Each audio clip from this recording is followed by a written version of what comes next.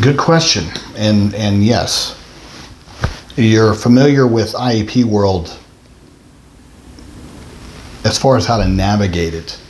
But with your oldest, it's going to be apples and oranges with regards to, you understand the process, but with regards to what we're dealing with on the dyslexia side, no, it's a completely different approach, analysis, and a different way you've got to attack it for a few reasons. All right, still the same process, but unfortunately for dyslexia in Alabama, and I know you're in Alabama, the law or it's not a law, it's a state board policy, but it's tucked outside of special education. All right. And it's tucked within the response intervention regulations. And then that's where you get your tier 1, your tier 2, your tier 3 intervention, which is outside of special education. Now, that's, this is supposed to be a temporary process. And at that point, there's also supposed to, provide, reading intervention, reading instruction in the class. But see, your daughter is 2 or 3 that have been struggling for a couple school years now. And what ends up happening is that yes, they're using a peer-reviewed scientifically based program, but that peer-reviewed scientifically based program is geared to be effective for X number of students, all right? Doesn't necessarily mean that that's appropriate, individualized, or right for her learning style, especially if she's been diagnosed with dyslexia, because it's not working. And, a lot of the schools are now trying to sort of figure out or reconfigure how they are approaching reading, because I think that we're sort of coming to the realization that what we've been doing for the past couple generations has been damaging, hasn't really caught the students in the differentiated learning that we see. So we're seeing a spike in what you would consider reading disability or math disability, but I think that those are interconnected.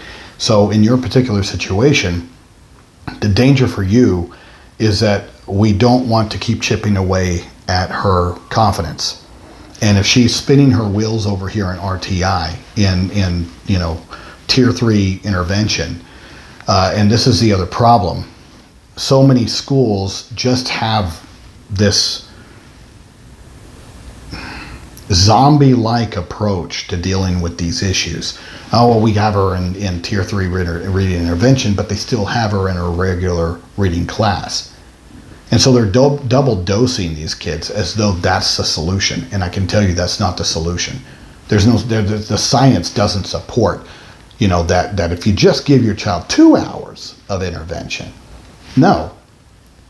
The key is the right intervention. The peer-reviewed, scientifically proven approach for that child's particular differentiated and individualized learning style. And that, science has proven, can be accomplished in 55 minutes or 50 minutes, 5 days a week, not 2 hours.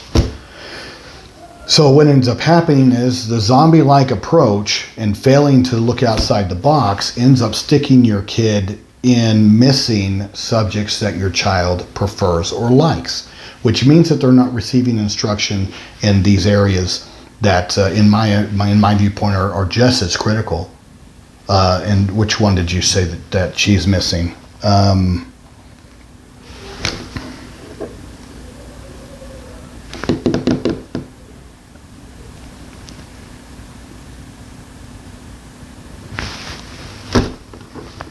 Okay. She's missing class. She's missing some classes that would be preferred classes. And, in our STEM world, the only things that matter now are math and reading and science. I don't agree with that because, quite frankly, I'm a social sciences person. I love philosophy. I love English lit. I love history, especially. Those things have a place in our society.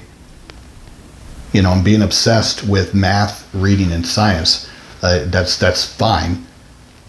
But we also need a differentiated population and not, a whole bunch of people that quite frankly, That's never going to happen. That's pie in the sky. You know, there's still going to be those of us who love the arts, love music, love philosophy, love social sciences, and the world needs that.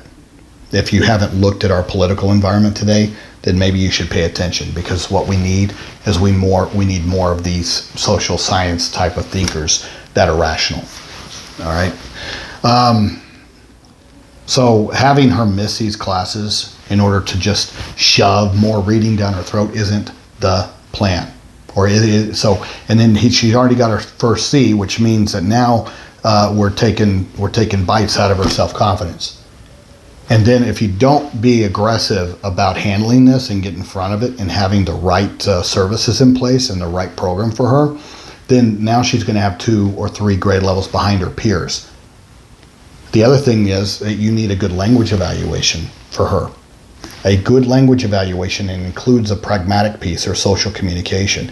And she may be a chatterbox, but that doesn't matter. What I'd be interested in is finding out if there's a correlation to any deficits in her language areas, including social communication, as it relates over to her reading areas.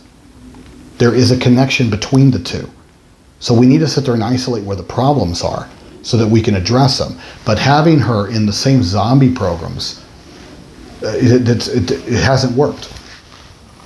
So because you gave them this opportunity, your back's against the wall, and yes, you need to sit there and push and take that next step, and that is to get her an IEP.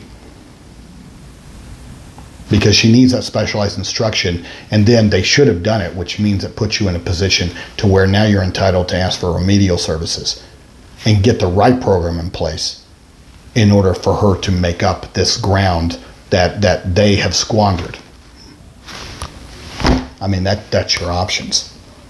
And so that's what I'm telling you. I mean, yes, you've done a great job with your 11-year-old, but you wouldn't have asked this question if you really understood. And so I appreciate you answering the question, because now it puts you in that position to know how to navigate for your 9-year-old. Okay? And it doesn't take much to get her where she needs to be and get her on the right path. But we need to do so, and we need to do it quickly before, you know, we're dealing with other factors and other areas with regards to her confidence level and her willingness to participate.